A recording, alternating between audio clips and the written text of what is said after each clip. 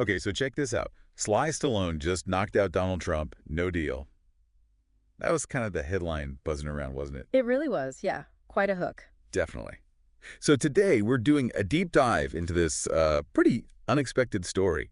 You've got this Hollywood icon, Stallone, and a potential big political job.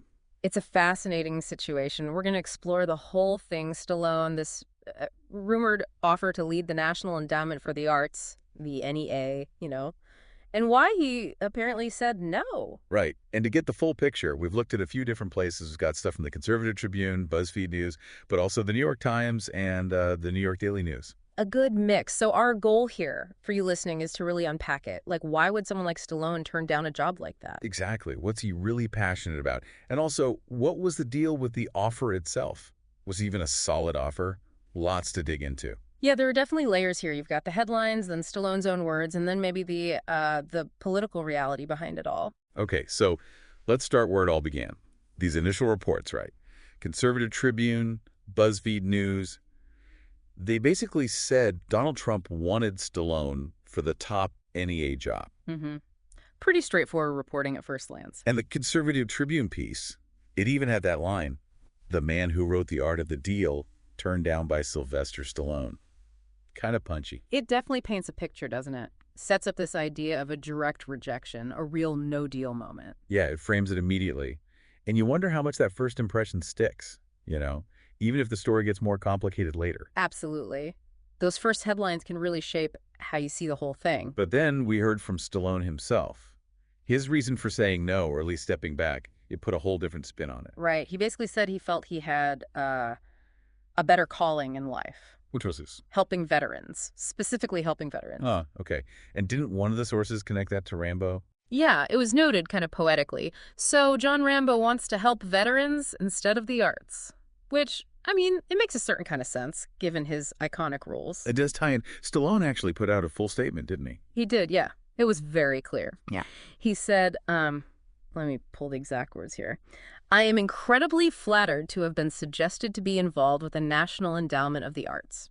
Okay, starts off polite. Right.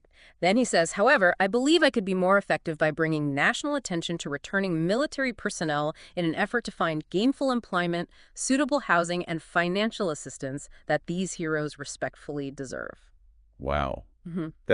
That's pretty direct about his priorities. Not really about the arts job itself, but about where he feels he can make a difference. Exactly. It shifts it from a no to the NEA to a yes for veterans. Okay, but here's where it gets even more nuanced. Yeah. The New York Times report, they added a pretty important detail about this offer. Ah, right. This is key. They said, yeah, Trump's team, or advisors anyway, they did reach out to Stallone. He was 70 at the time. Mm-hmm.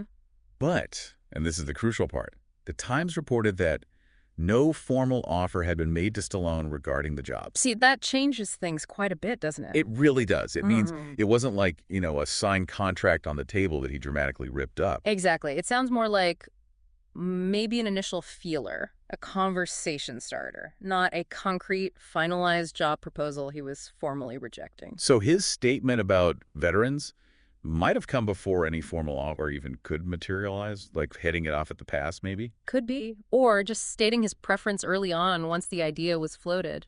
It makes you reconsider those initial Stallone rejects Trump headlines.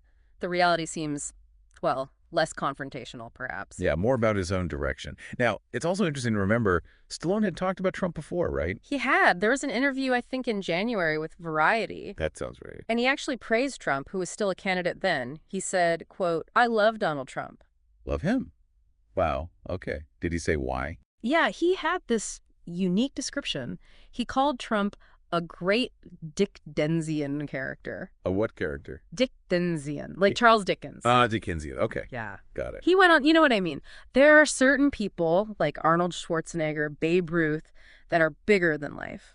So comparing him to these huge, almost mythical figures. Yeah.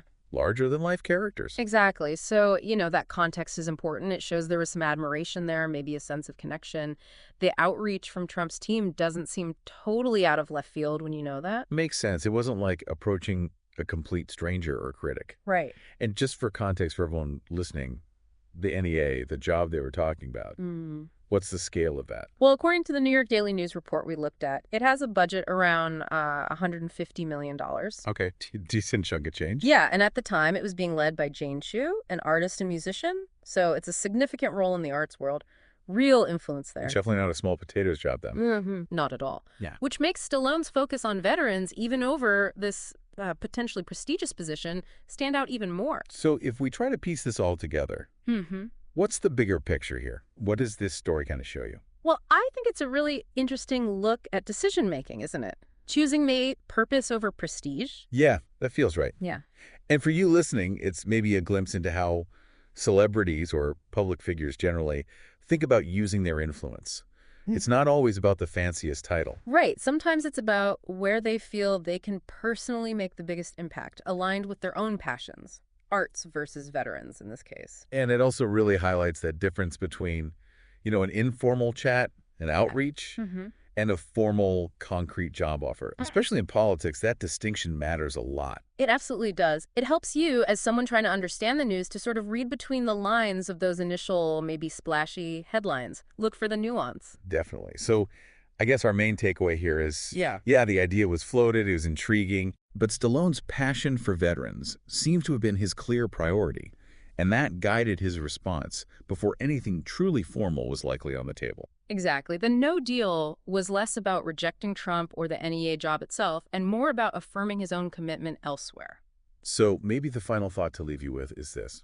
Well, what does this whole situation, this no deal that wasn't quite a formal rejection, tell us about personal conviction? Yeah, like how much does that personal drive matter when these big, high-profile opportunities come along? And how do people in the public eye juggle what they really care about, their personal passions, Mm-hmm. with what maybe the public or people in power expect or suggest they should do? Something interesting to think about for sure.